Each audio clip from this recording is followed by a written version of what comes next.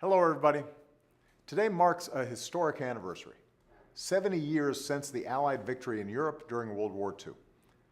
On VE Day, after the Nazi surrender, people swarmed the streets of London and Paris and Moscow, and the cloud of fear that had hung for so many years finally lifted.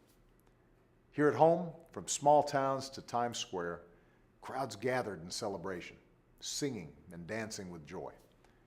There would still be 3 more months of deadly fighting in the Pacific, but for a few hours, the world rejoiced in the hope of peace.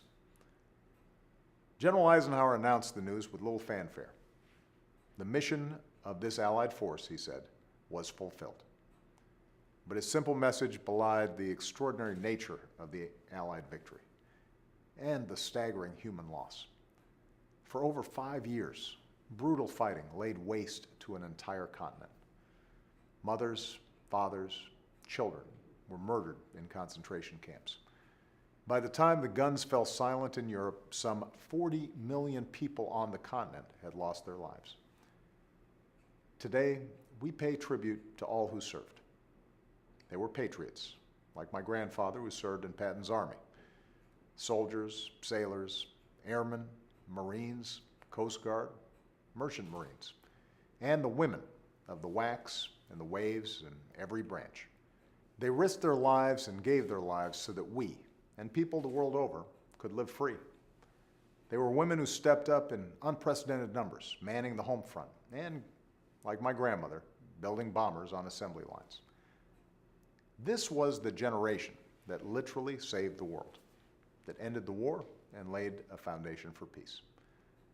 This was the generation that traded in their uniforms for a college education so they could marry their sweethearts, buy homes, raise children, and build the strongest middle class the world has ever known.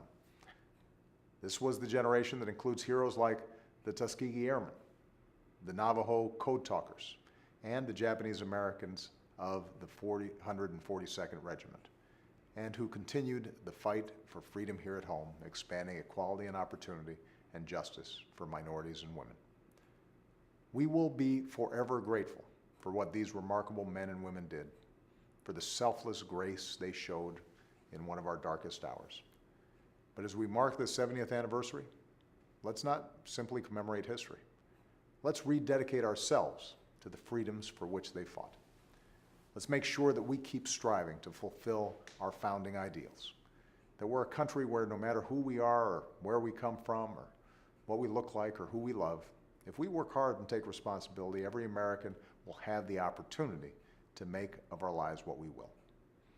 Let's stand united with our allies in Europe and beyond on behalf of our common values: freedom, security, democracy, human rights, and the rule of law around the world, and against bigotry and hatred in all their forms, so that we give meaning to that pledge: never forget, never again.